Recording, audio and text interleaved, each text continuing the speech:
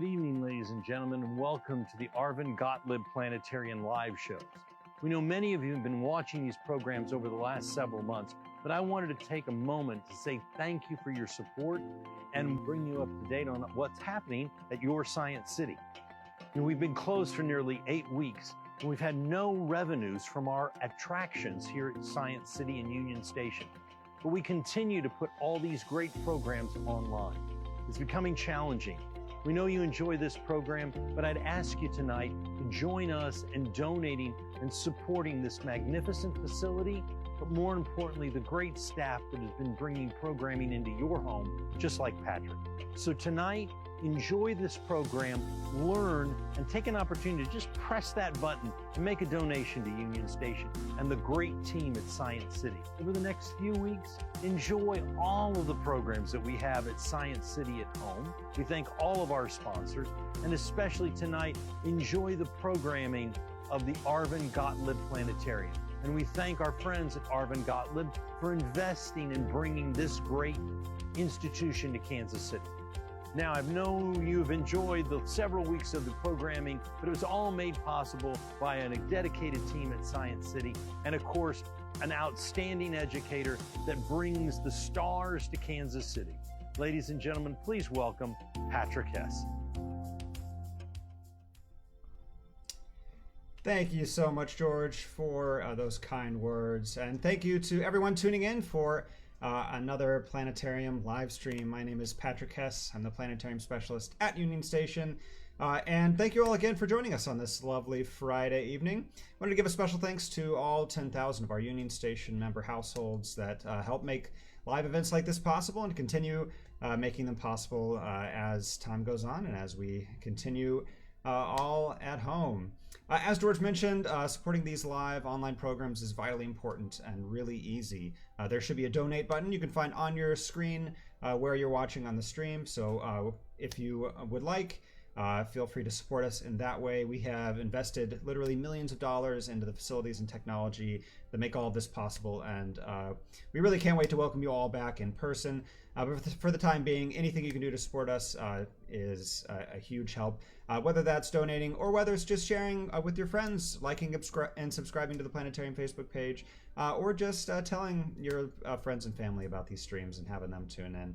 Every little bit counts. I also wanted to mention that there have been announcements published about Union Station and our plan for reopening. I'm not going to go into that in detail, but I will let you know. You can just go to the Union Station Facebook page, and it's also posted on the Science City Facebook page and the Planetarium Facebook page with all the information about our plan for reopening, timelines for that, information about how you can join us in person when we do finally reopen.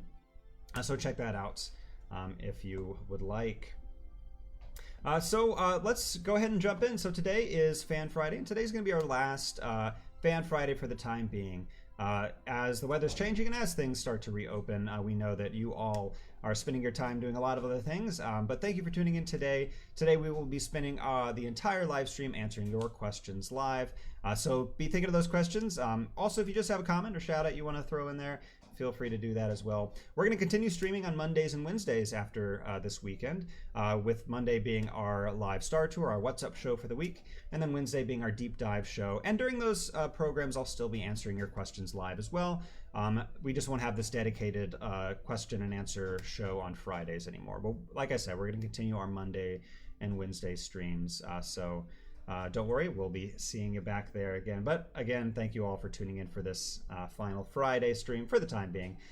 We'll be seeing you again sometime, I'm sure, either way. So jumping right in.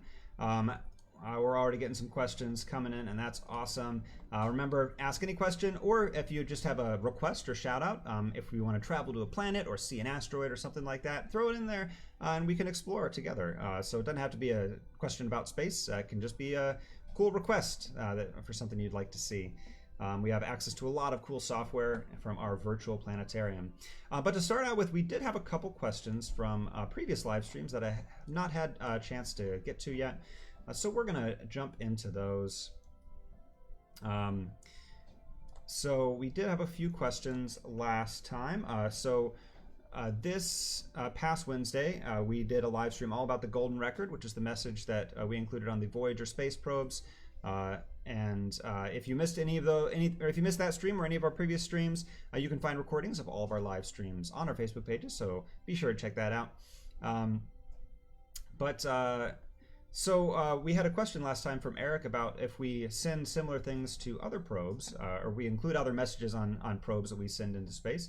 And I did a little deeper research into that. And the thing is, probes that we consider interstellar space probes, so probes that are on trajectories sort of outside of our solar system, are kind of few and far between. And in fact, there are only 5 probes that we've sent on purpose that are on trajectories to leave our solar system. Those are the 2 Voyager space probes, the 2 Pioneer space probes, and then more recently the New Horizons spacecraft that passed by Pluto 5 years ago. We included a plaque on the Pioneer probes. This was before the Voyager probes, and this plaque you'll see some familiar shapes and images. But let's look at the Pioneer plaque here. Switch to our other screen. Right there. Yeah, so here is the Pioneer plaque. Now, I mentioned during my Golden Record stream that there were images included on the Golden Record that depicted the male and female human form, but there was some controversy at the time after the Pioneer plaque, because the Pioneer plaque included these figures in the nude. So for the Voyager Golden Records, they decided to just provide silhouettes. I have gone ahead and censored these images, and I, just provided equal censorship because it is 2020. So anyway, so these are the human forms, and then this sort of shape behind them is actually the outline of the Pioneer probes to kind of provide extraterrestrial species context for the size of these beings.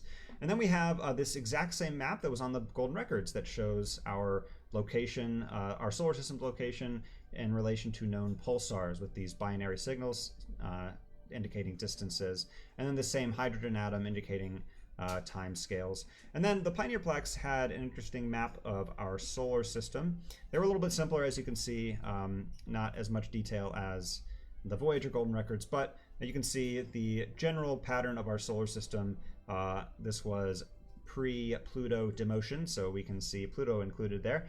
But this is just showing the trajectory of the Pioneer probe and which planet it came from. So a little bit of a simpler message, but message nonetheless. Again, this was before the Voyager probes and the Golden Record. Now, unfortunately, for whatever reason, it was decided to not include a message on the New Horizons spacecraft, even though NASA knew that it was likely going to exit our solar system. There's a lot of reasoning behind this that I won't get into. Some, political reasoning, and some just, different opinions. But it is sort of unfortunate that there is not a specific message included on the New Horizons spacecraft. And that is the 5 space probes that we consider interstellar probes that are leaving our solar system. But there are various messages that we've left on other bodies that we've landed on and that we've included on our local solar system probes. But they will not likely be seen by alien species unless in the distant future if they come to our solar system. So that's kind of answering Eric's question about other messages we send out. We had a question from Martha last time. Well, we had a comment from Martha last time. That was a little tongue-in-cheek. Martha said, I hope aliens know that now is not a good time to visit planet Earth, I think, and commenting on the current situation that we are all dealing with. But I wanted to use that as a jumping off point to talk a little bit about aliens and them visiting Earth. And I want to introduce us to a concept of something called the Fermi Paradox. Now, the thing is, our universe is very big, near infinite as well as we can tell. And even just our own galaxy, there are billions of stars, hundreds of billions of stars, similar to our sun. So the Fermi Paradox, which is named after an Italian-American physicist named Enrico Fermi, basically describes sort of a thought process that you might think could call into question the concept of if there's extraterrestrial life. And his paradox sort of outlines these points. So the Milky Way, there are billions of stars in it, similar to our sun. With very high probability, some of these stars have Earth-like planets. And in fact, since this paradox was sort of introduced in the late 70s, we have found many Earth-like planets in our galaxy. So some of these stars have Earth-like planets, and if the Earth is typical, some of them may have already developed intelligent life. Some of these civilizations may have developed interstellar travel as well, which humans are investigating right now. Even at the slow pace of our current vision of interstellar travel, the Milky Way galaxy could be completely traversed in a few million years, depending on if you have a sufficiently advanced civilization. But since there are many similar stars to the Sun that are billions of years older than our star, this seems like it would provide plenty of time for these alien species to have explored the entire galaxy. So the paradox is suggesting that with so many stars out there, many of them similar to our Sun, many of them having planets around them, many planets being similar to our Earth, if his idea was that if there was intelligent life out there, then it should have visited us by now. Now, this is a very simplified explanation of this idea of interstellar or extraterrestrial life, and there are a lot of other theories that kind of negate this hypothesis. One thing is that we think about extraterrestrial life as being similar to ourselves. You watch any science fiction movie, and aliens usually have 2 eyes, a mouth, and ears. But there's a much greater chance that interstellar life may be so wildly different than the carbon-based life we're used to on Earth that we may not even recognize it as life, and it may have already visited us. And the other thing too is that humans and recorded human history is relatively recent. Only about 10 to 40,000 years of Earth's history we can consider as human recorded history.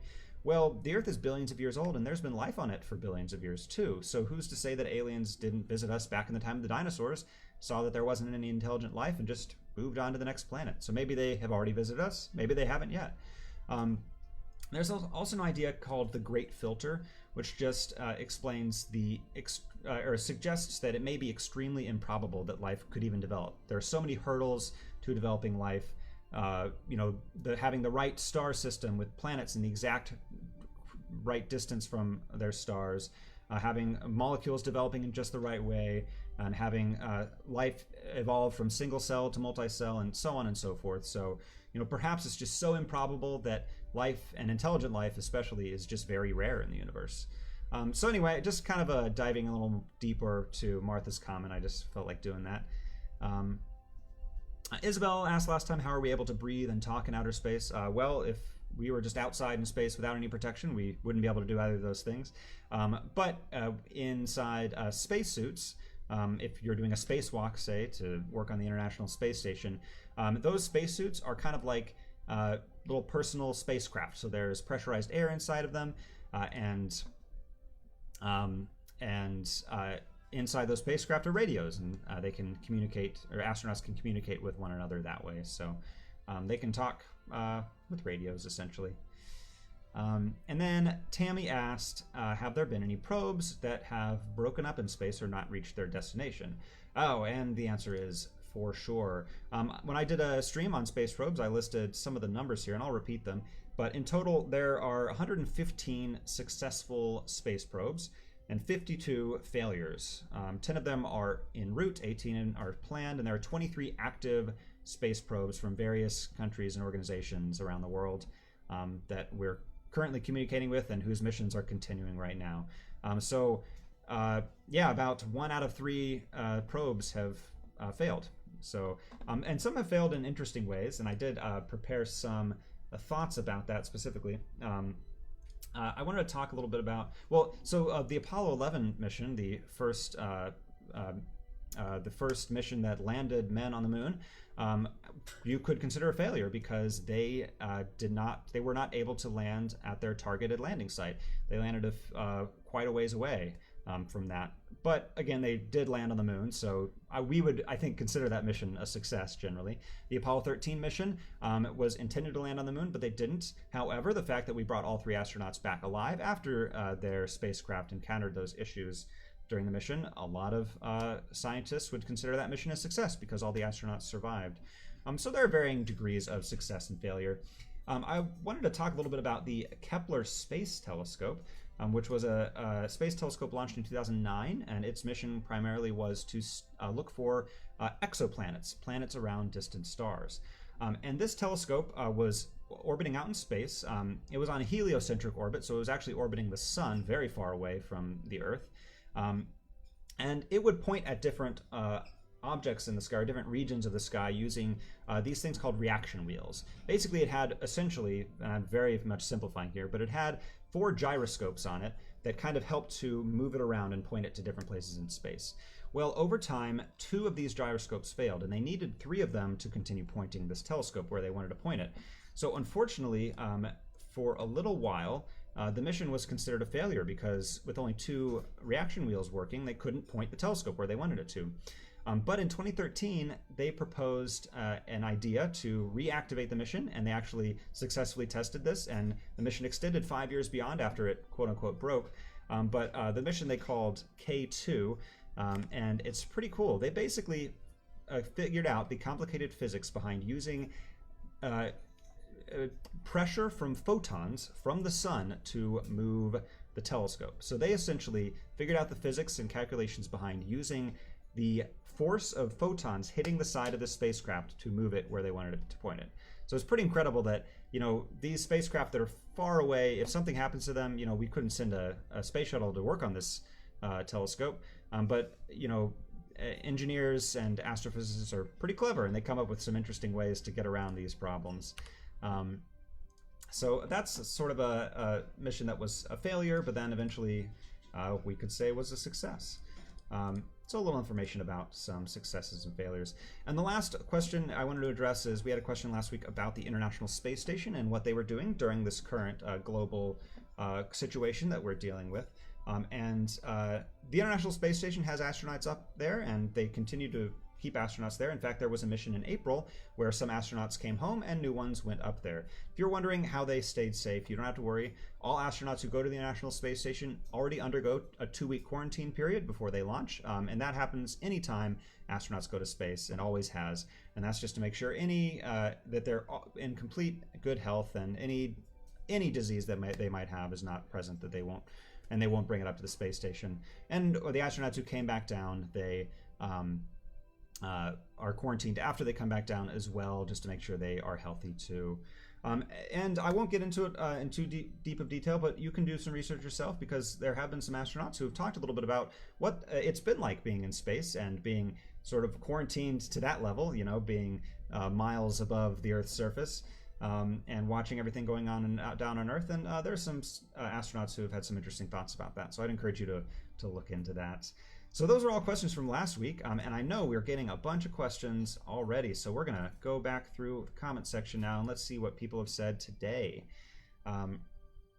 So Eric asked if it's possible to hold private events like birthday parties at the planetarium. So a little bit of a side question about our facilities, and that's a great question, and it is for sure possible. Now, as you can see, if you've checked our messaging about our reopening plan, at first we're going to be offering our shows at a sort of a non-standard capacity, so I encourage you to read into how you can visit the planetarium while we are starting to reopen. But eventually, when things get back to fully normal, or as normal as they will be, there are ways you can reserve the planetarium. We offer daily group slots where you can reserve for a group of at least 10 people at a reduced rate, and you can have the planetarium all to yourself. And we also offer facility rentals after hours if you'd like to reserve the planetarium for, say, a wedding or something like that. I also wanted to mention on that note that on June 6th, Union Station is doing an event where we are hosting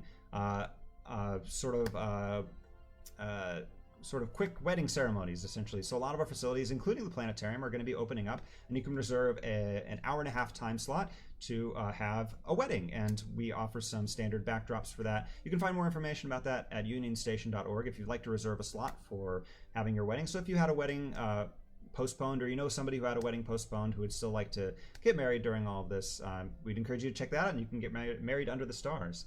But all that information, just in general about the planetarium, you can just go to unionstation.org, and all that information is there. You can find out about reserving the planetarium as a facility or as a group show. Let's see. So Crystal, I see that you're sad that this is our final Friday stream. And I'm so thankful that you've really enjoyed these. But don't worry, because we're still streaming on Mondays and Wednesdays, and I'll still be answering your questions for that. So I encourage you to ask questions during those shows. We'll make sure we have time to answer questions then. We're just kind of condensing our schedule a little bit because I know a lot of people have other things going on Fridays. But don't worry, I'll still see you on Mondays and Wednesdays. So don't forget to tune in there. And Crystal's also asking if I have recommendations for children's books about astronomy.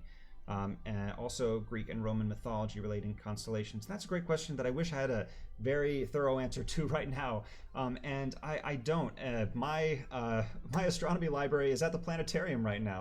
Otherwise, I would pull it all out and show you all the book collections I have. But I will make a mental note of that. And one thing I do want to mention is that when we do reopen, we are intending to continue these streams in some capacity. I'm not sure when they'll be, how often they'll be, but we'll for sure talk to you and tell you all about our plan for that. But we'll more than likely continue streaming in some capacity and offering this type of content. And I will make sure to write down and remember to talk about books and things like that. I will say that NASA is a great resource, and I'm sure they have some excellent lists. In fact, I bet I could do a quick Google and find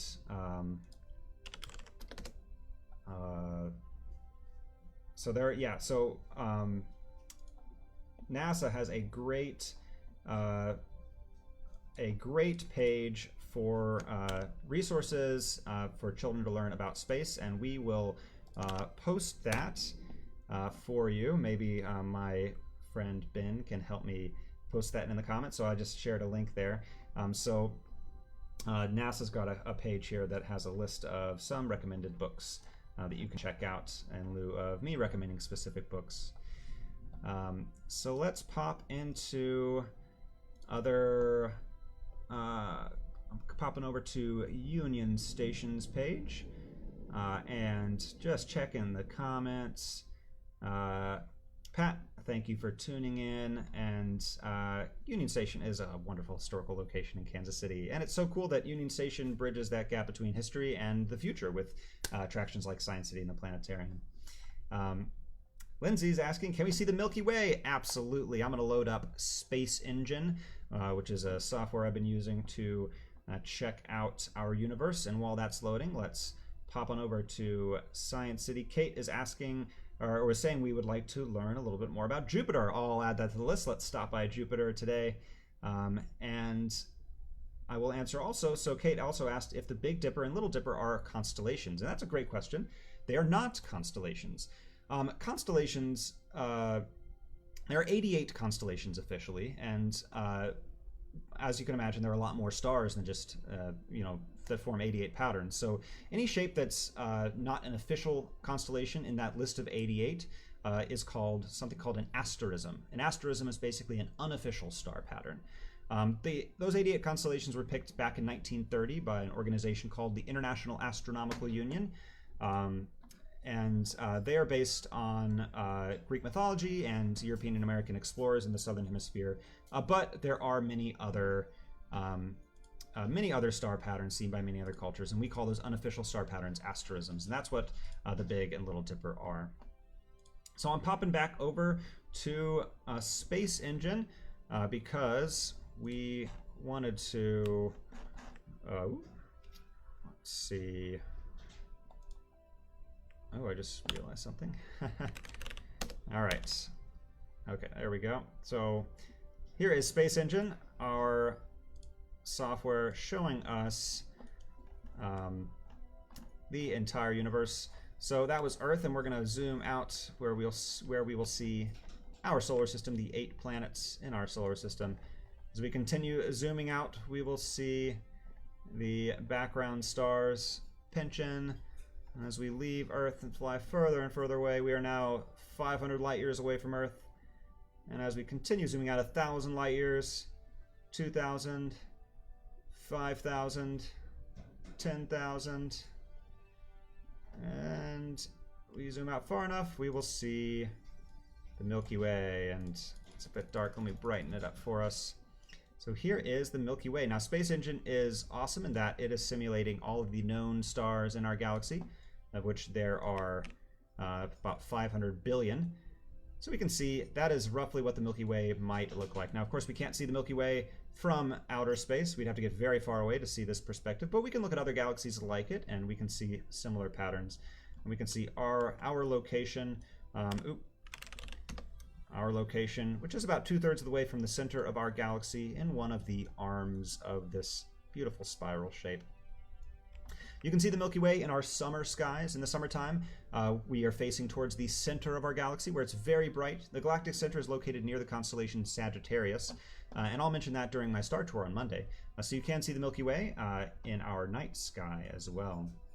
And so we had, while we're looking at Space Engine, Kate also mentioned that we wanted to take a look at Jupiter, so let's take a look at Jupiter. And we're getting a lot of questions, which is awesome. Thanks so much, everyone, for tuning in. All right. Woo, very bright. Hopefully let's adjust our brightness here. We've got some, let's see if I can turn off these trajectories. There we go. All right. The king of the planets, Jupiter. By far the biggest planet in our solar system. Is bigger than all 7 other planets combined by 2.5 times. You could fit 1,000 Earths inside of Jupiter. Jupiter is spinning very quickly. It's spinning once every 10 hours, that versus the Earth, which spins once every 24 hours. And Jupiter is much larger, and its mass is so big and it's spinning so quickly that it's actually flattened out a little bit. And you can see that flattening. It's not a perfect sphere. It's actually sort of squished a little bit. And that is not a glitch in the system. That is actually what Jupiter looks like. If we fast forward a little bit, we'll get it to spin around and maybe see one of Jupiter's most famous features. The Great Red Spot. Just realized I'm looking at Jupiter upside down. That's what happens when you're in space. There's technically no ways up. And here is the Great Red Spot. This is a giant hurricane that has been raging in the clouds of Jupiter for at least 300 years. This image was taken by the Voyager probes when it passed by Jupiter, but since then, this spot has gotten a lot redder, and it's gotten a lot smaller. In fact, it's about half as large. I was going to try to reach over there, but my hand goes into the endless void if I go too far. So scientists think that the Great Red Spot is actually going to disappear within our lifetimes because it has been shrinking a lot, which is kind of crazy to think of something that's so famous, so many people grew up knowing about, that will actually may be gone within our lifetimes. So let's pop back over and see. Let's see. Eric asked a question about comets. So comets are objects that are usually come from far out in our solar system in a region called the Oort cloud, which is like a big bubble of icy balls of sort of, well, ice, I guess, icy chunks, sort of like icy asteroids. And every once in a while, gravity will perturb some of these chunks of ice and send them careening towards the center of our solar system. And as these balls of ice and rocks and dust and stuff get close to the sun, they start heating up and they start evaporating, and that gas creates a coma, sort of like an atmosphere around that rocky body, as well as tails. And comets have 2 tails. One is an ion tail, which is emanating from away from the sun, and then one is a dust tail, which curves behind the comet's trajectory. So Eric is specifically asking, do we measure their change in size? Are they always getting smaller? And they are indeed. So as comets get closer to the sun, they start evaporating, and their material starts to be expelled out into space, and they leave behind a trail of dust as well. And occasionally they will break up as well. There was a comet recently called Comet Atlas, I believe, that we actually observed breaking up. Yeah, so here is a picture of Comet Atlas starting to evaporate. We can see the chunks separating here and kind of becoming their own little mini comets. So comets do get smaller. Now, there are some long period comets that will fly way back out into the Oort cloud or close to it, and then come back, and they last a long time. There's a comet named Halley's Comet that comes by every 75 to 76 years. And it's been passing by the Earth for thousands of years. There's actually records of it passing by thousands of years in the past, and there are famous pieces of art that depict Halley's Comet in the past as well. But comets are in general getting smaller as they approach us. So talked about children's books and posted that. And again, this won't really be our last Q&A. It's just our last stream that's only a Q&A. We'll still be doing Q&As throughout our future Monday and Wednesday streams. In fact, I'm going to tweak my outlines to offer more time during those streams to answer your questions. So please keep tuning in on Mondays and Wednesdays. We'll for sure be answering your questions during those days as well. Tasha, thanks so much for tuning in. Great to hear you joining us. Let's see, Katie is saying that Olivia wants to know if Earth still has a second moon. So we had this question a few weeks ago about the Earth and a second moon, so to speak. The Earth doesn't really have a second moon, at least not a moon like the moon. There was a very small asteroid that encountered the Earth and started to orbit it in sort of a very weird pattern, and we could consider that a natural satellite, a body that's orbiting the Earth. But as far as a moon, so to speak, well, there are different schools of thought on those definitions. And this, the moon orbits in a nice, close to round ellipse, but this object was orbiting in all these crazy patterns. It was just sort of caught in the gravity, and we really don't know if it'll stay orbiting the Earth. But, I guess we would still say that Earth has a second moon, so to speak, because I think that thing is still around us. In fact, let's see. Earth's second moon. I believe I could find... let's see.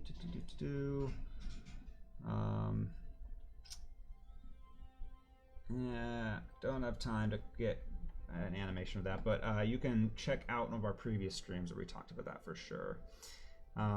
Let's see. Let's continue on, and let me check our other comment streams.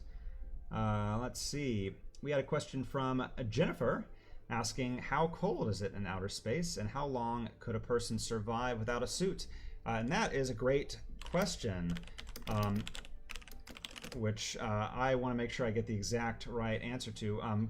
Space is cold, I'll just say in general, first of all.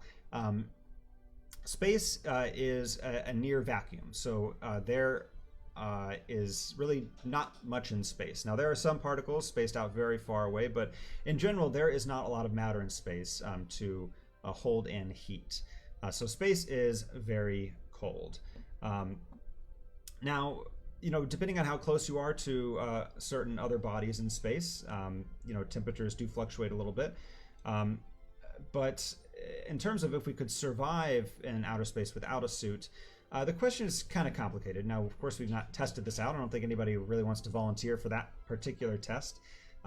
But the main reason that we wouldn't survive in outer space without a suit is not necessarily the cold. In fact, we may, if it was just cold, we may be able to survive a very brief amount of time in space without a suit.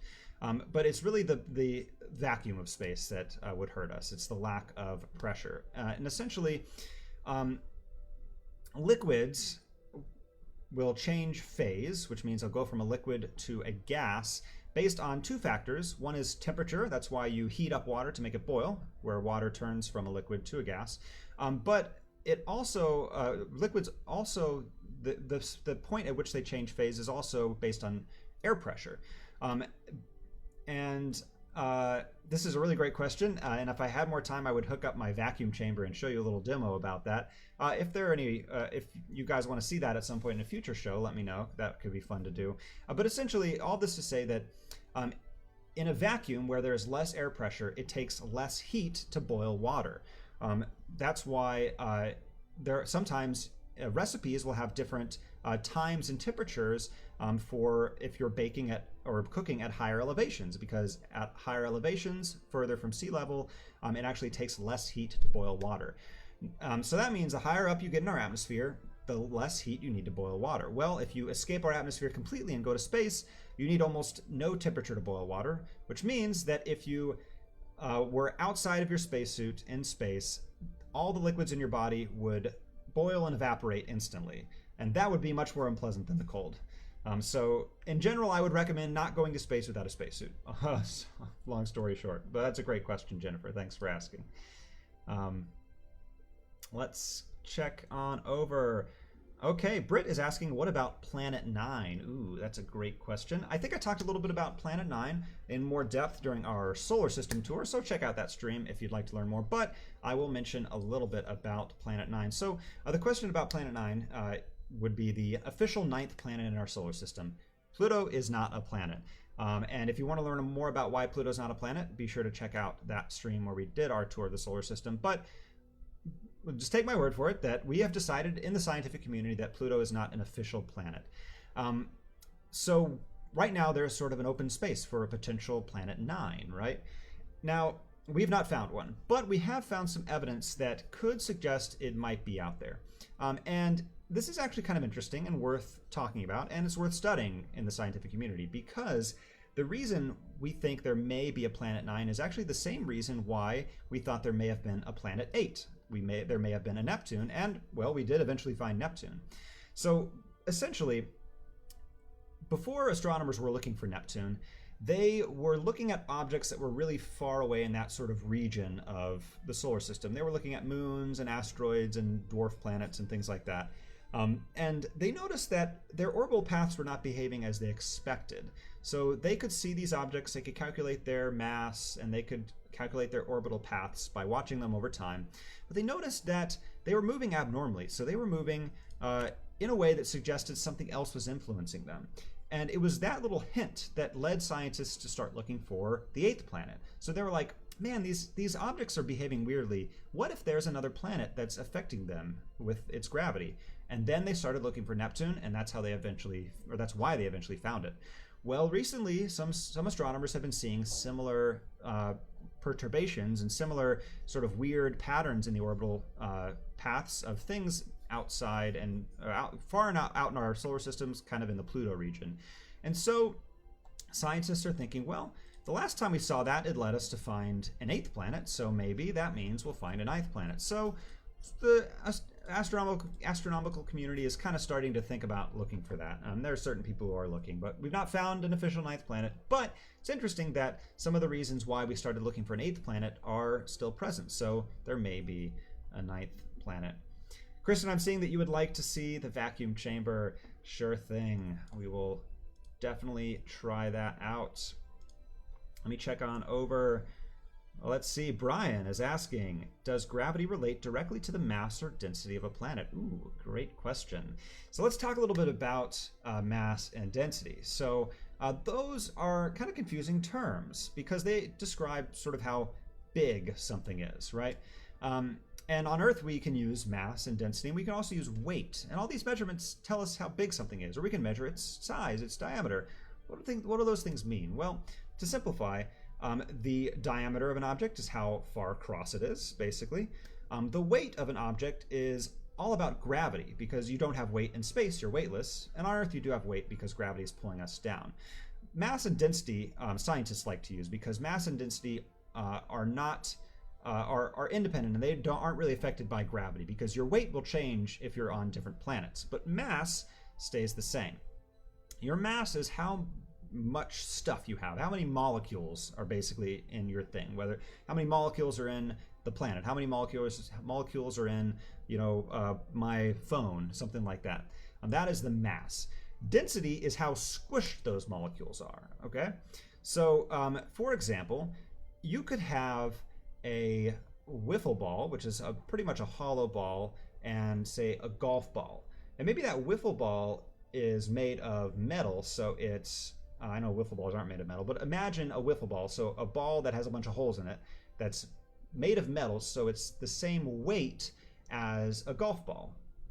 But that weight is distributed differently. So a golf ball will be more dense because that mass is sort of compressed together, and that wiffle ball, the mass is spread out a little bit more, even though they may have the same mass, which gives them the same weight on Earth. So how does gravity relate to all this? Well, like I said, we have mass. I definitely have mass after the past 2 months. Now we have a weight on Earth based on our mass. But if we went to another planet with a spacesuit, don't forget, then your weight would change because those planets exert a different amount of gravity on you. For example, if you went to the moon, there's about 1/6 the amount of gravity on the moon relative to the Earth. So you would weigh about 1/6 of your weight on Earth. So weight is a measure of force. So how hard your mass is pushing against the ground, essentially. And with less gravity, so if we were on the moon, which is smaller than the Earth, it has less mass, then there's less force sort of pulling our body down towards the floor on the moon, essentially. And now if we were on a heavier planet like Jupiter, although Jupiter doesn't have a surface we can stand on as far as we know, but say it did, then we would be a lot heavier and our weight would be a lot more, even though our mass didn't change. The amount of stuff in our body is the same. So that's a great question, Brian. I hope I didn't completely butcher that explanation of physics, but that is, basically simplifying it quite a bit.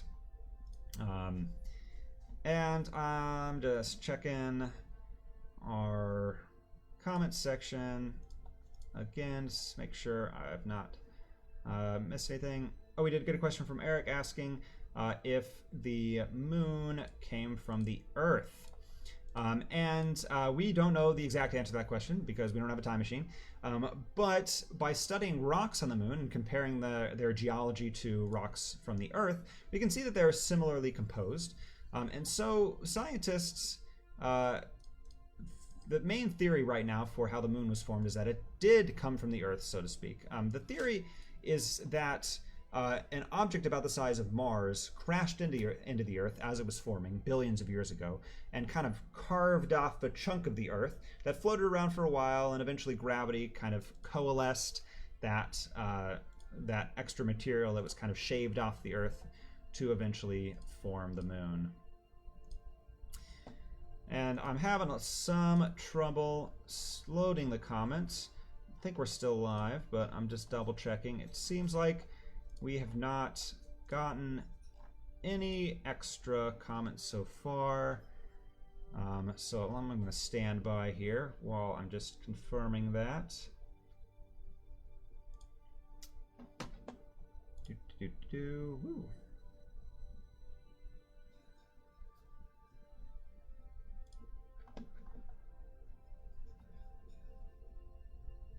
All right.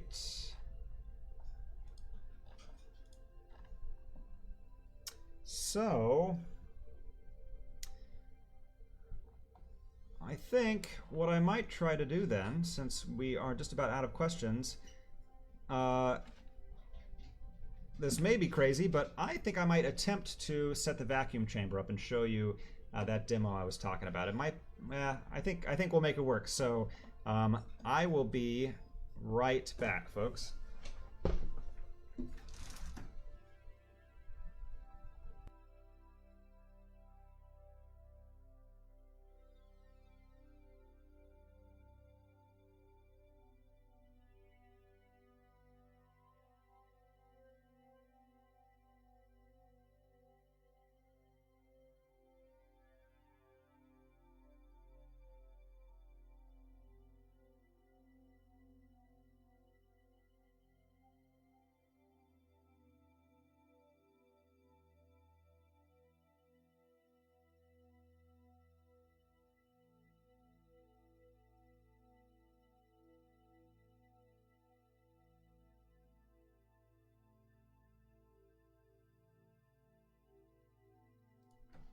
Okay, I'm back. Let me just check in and make sure. All right. So I'm going to set this up, and I'll answer one more question while I'm doing this.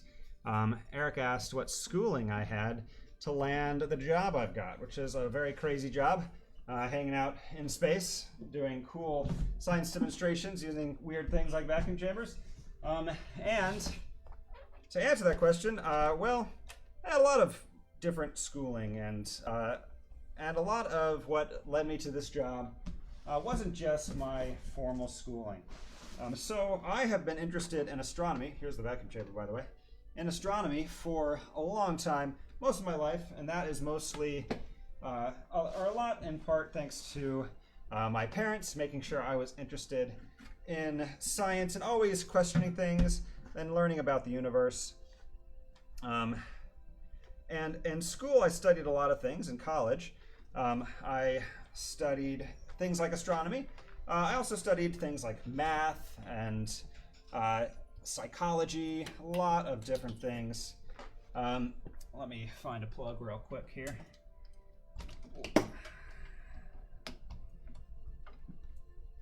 Ooh, let's hope this doesn't turn my computer off.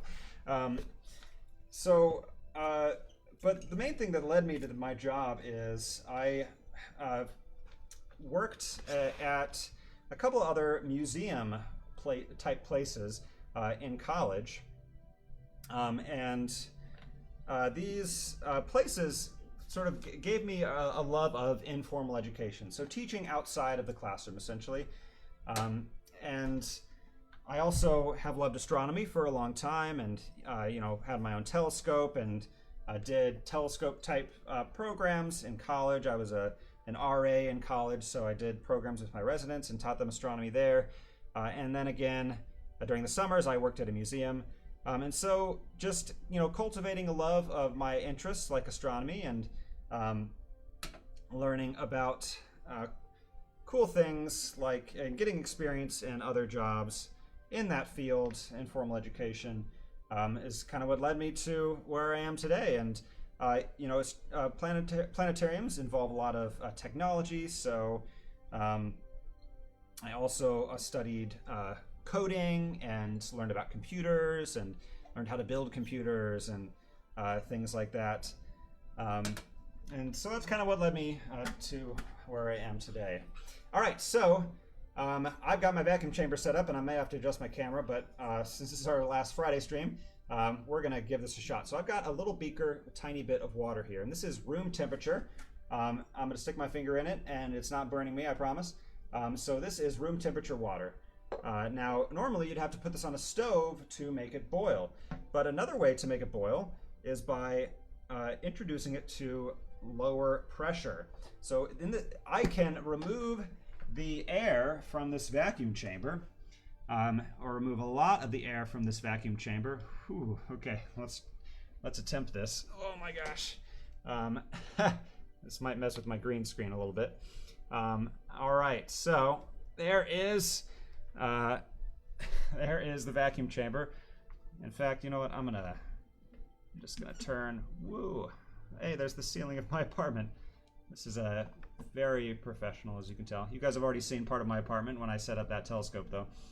All right, so we've got our vacuum chamber, and I've got my vacuum pump on the ground, and hopefully this will work. Now, this may not work if this vacuum chamber doesn't have a perfect seal. It has been in storage, but I have tried to help it get a seal. I've got a rubber gasket around here, which I have made a little wet to help with the seal. So what we're going to do, we're going to turn the vacuum chamber on, and we are going to start removing the air from this chamber. And as we do that, the required temperature to boil this water will become lower. And eventually, if we can remove enough oxygen, the required temperature will be room temperature, and this water should start to boil. So we're going to try to do this. The vacuum chamber the pump may be a little loud, so we will work with this on the fly, but we're going to start removing the air now. Woo.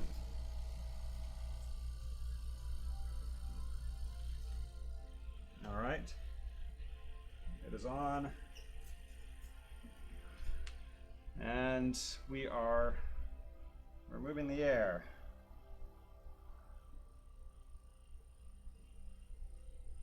I believe it is working. It's actually not very loud. Awesome. Feels like there is a vacuum. Okay, so again, the pump is there on the ground. No parlor tricks here.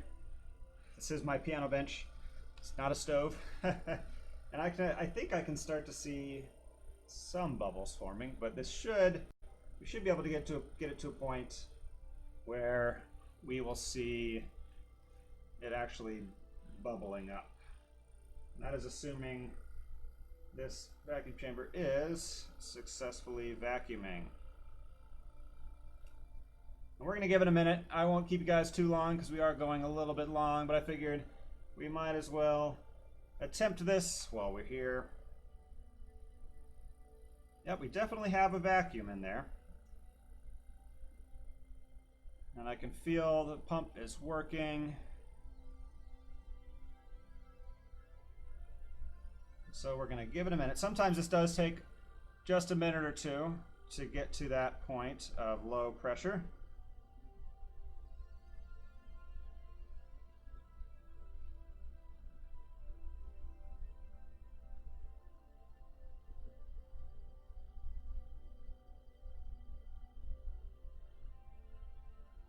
And the bubbles that are forming down there, I seem like they may be getting bigger, but you know, it's kind of hard to tell sometimes.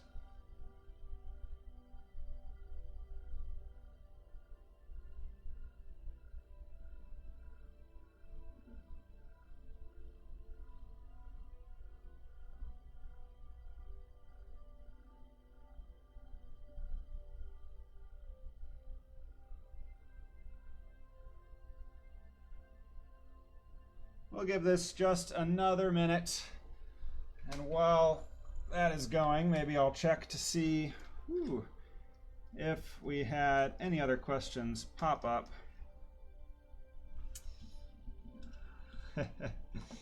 All right.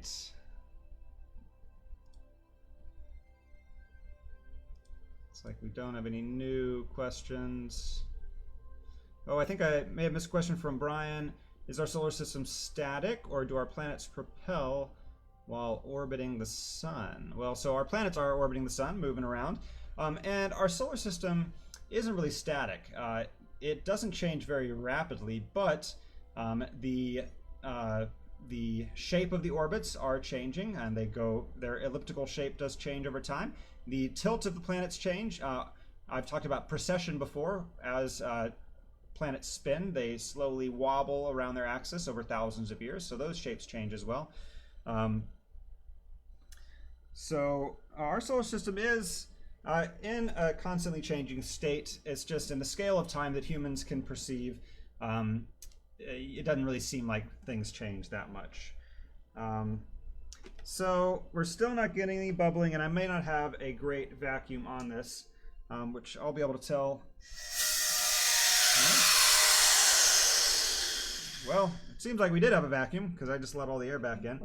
You know what I will test? I'm going to remove a little bit of water from this. And maybe if there's less water, it won't have as much trouble boiling. So we will let that out. I'm going to try to get the bubbles out from the bottom so we aren't fooled by that also. All right. I'm going to try this one more time. For anybody who's still with us, thanks for being patient. And if this doesn't work over a few minutes, then that is okay. Thanks again for joining us, everyone. Remember, if you have any crazy questions, be sure to throw them in now. We are vacuuming yet again. You know what they say about how a watched flask of water doesn't boil in a vacuum?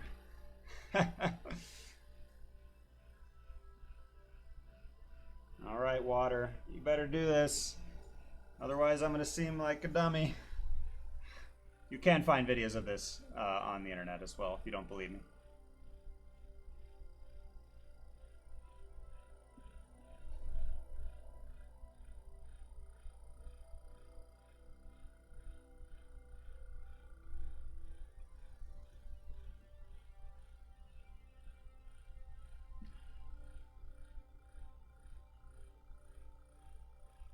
Okay, there are some new bubbles that have formed on the bottom of this. So we're going to let this go.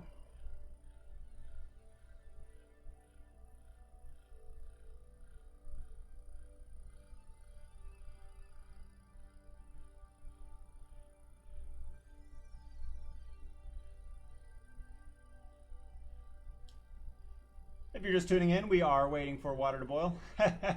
We have put this water inside a vacuum chamber.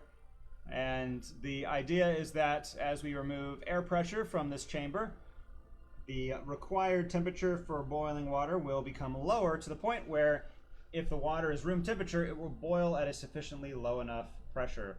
So again, we are inside a vacuum chamber here, and we are using this pump to remove air from the vacuum chamber. There is the carpet of my apartment. So we do have new bubbles, I can confirm. Very exciting. That means this will work over enough time. So I've got nothing else to do on this Friday night. So let's see what happens, folks. Again, if you're still watching us, thank you for watching Water Boil. This seems like this seems like an appropriate finale to our Friday Q&As. And don't forget, we will be live streaming on Mondays and Wednesdays still, with our schedule of Monday Star Tours and Wednesday Deep Dives. I will announce the topic for our Deep Dive live stream soon. In fact, maybe at the end of this stream, we will see. And this may take a while. So maybe this will be an outro. So feel free to stick with us if you'd like to watch this water boil. If not, thank you so much for joining us for this bit of a wacky send-off to our Friday Q&As. Remember, we will still be answering your questions live during our Mondays and Wednesday streams, so be sure to check those out and think of some good questions. Hannah asked, Star Trek or Star Wars? Ooh, that's a tough question. You know, they're both great. I'm partial to some of the Star Trek series because a lot of the feelings behind Star Trek and the content of the episodes and series are all about the idyllic future where different species and different cultures will collaborate and work together to explore new places. And I really like that feeling. Although Star Wars is cool, Star Wars is sort of like fantasy in space with some science fiction elements, and it's a lot of fun to kind of lose yourself in those fantastical universes with you know, space wizards and things like that. So I love both of them. How's that for a political answer? Kirk or Picard? Ooh, man, that is a very controversial question. You know, I have to be honest, I've not watched enough of the original series to have an official opinion about Captain Kirk.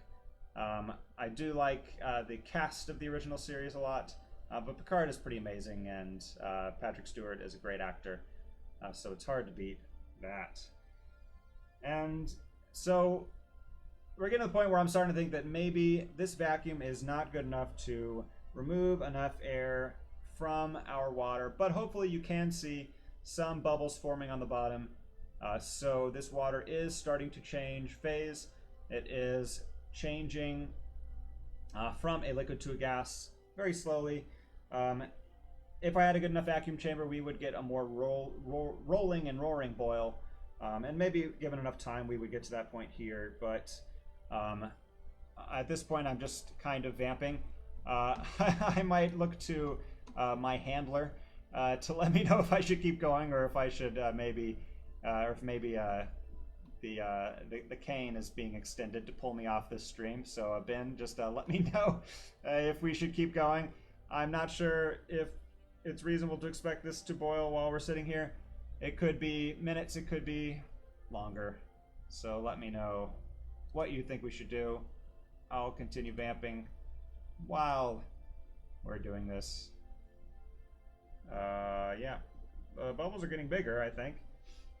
I do promise this is a thing that does actually work. Maybe it was a little too maybe my hubris was too great to think I could get this to work on a pinch. Oh, I see some bubbles coming up. I promise it's usually cooler than this. Yep, so I think my pump is not good enough, as Eric is pointing out in the comments. It is vaporizing slightly with those bubbles, as you can see, but we are not getting to the point where it's going to completely boil. That is all right.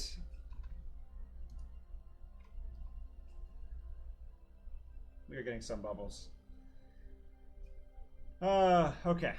Well, in that case, I'm going to return to my original live streaming position here. And let's go back to space just for our outro. Larian is asking what my favorite constellation or asterism is. That's a good question. I think Orion's one of my favorites because it has some of the coolest deep space objects inside of it. But I'm also partial to Sagittarius because it is close to the galactic center, and I just love looking at the Milky Way galaxy at nighttime. But we unfortunately don't get to see it for very long here in this part of the world, just sort of in some of the summer months. But Orion is up for quite a while, so that is a fun one to check out. Yep, so still no boiling water. So we are going to go ahead and sign off. You can find videos of this demo, or you can come to Science City where we have a much better vacuum pump that I didn't throw in my car back in March planning this.